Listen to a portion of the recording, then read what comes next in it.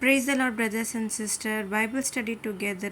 இன்னைக்கு டே 87 chapter 7 to 10 பார்க்க போகிறோம். ஃபஸ்ட்டு சாப்டர் 7 என்ன சொல்கிறாங்கன்னு பார்த்துடலாமா?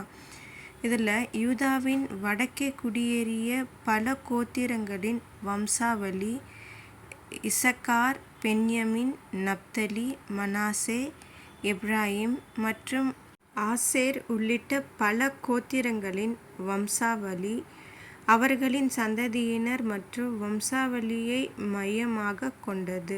அடுத்த அதிகாரம் 8. இதில் பென்யமின் கோத்திரத்தின் வம்சாவளியை மையமாக கொண்டு இஸ்ரவேலின் முதல் ராஜாவான சவுலின் சந்ததியினர் உட்பட பென்யமினின் சந்ததியினரை முன்னிலைப்படுத்துகிறது. இது ஷாகாரிம், எல்பால் மற்றும் ஜேயேல் போன்ற பல நபர்களின் வம்சாவளியை விவரிக்கிறது.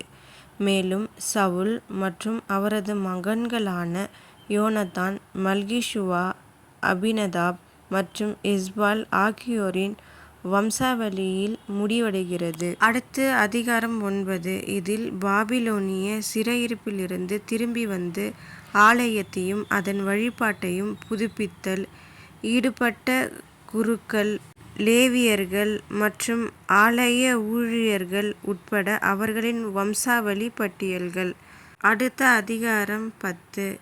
இதில் போரின் போது சவுல் ராஜாவும் அவருடைய மகன்களும் பெலிஸ்தியர்களால் கொல்லப்பட்டனர். சவுல் பிடிபடுவதற்கு பதிலாக தற்கொலை செய்து கொண்டார். இது அவரது ஆட்சியின் முடிவையும் அவரது வம்சாவளியின் மரணத்தையும் குறிக்கிறது. அடுத்தது டே 88 சாப்டர் 11 to 14. ஃபஸ்ட்டு சாப்டர் 11 பார்த்துக்கலாம். இதில் எபிரோனில் அனைத்து இஸ்ரவேலர்களும் தாவீதுடன் எவ்வாறு ஒன்றுபட்டார்கள், அவரை தங்கள் சரியான ராஜாவாக அங்கீகரித்தார்கள். பின்னர் தாவீதும் அவரது மக்களும் எருசலேமை கைப்பற்றி அதை தனது தலைநகராக நிறுவினார்கள். இந்த அத்தியாயத்தில் தாவீதின் வலிமைமிக்க மனிதர்கள் மற்றும் அவர்களின் வீர செயல்களின் கதைகளும் இடம்பெற்றுள்ளன. அடுத்த அதிகாரம் 12. இதில் பென்யமீனியர்கள், காத்தியர்கள் மற்றும் பிறர் உட்பட பல்வேறு போர் வீரர் குழுக்கள் தாவீதை ஆதரிக்க சிக்லாக் மற்றும் எபிரோனில் அவரிடம் வந்தனர். இறுதியில் அவரது ராஜ்யத்தின் வளர்ச்சிக்கு பங்களித்து அவரை அனைத்து இஸ்ரவேலின் ராஜாவாக நிலைநிறுத்தினர். அடுத்த அதிகாரம் 13. இதில் தாவீது ராஜா தனது தலைவர்களுடனும் இஸ்ரவேல் சபையுடனும் கலந்தாலோசிக்கிறார். அவர்கள் கடவுளின் பெட்டியை எருசலேமுக்கு மீண்டும் கொண்டு வர ஒப்புக்கொள்கிறார்கள். இதன் விளைவாக ஒரு கொண்டாட்ட ஊர்வலம் நடைபெறுகிறது.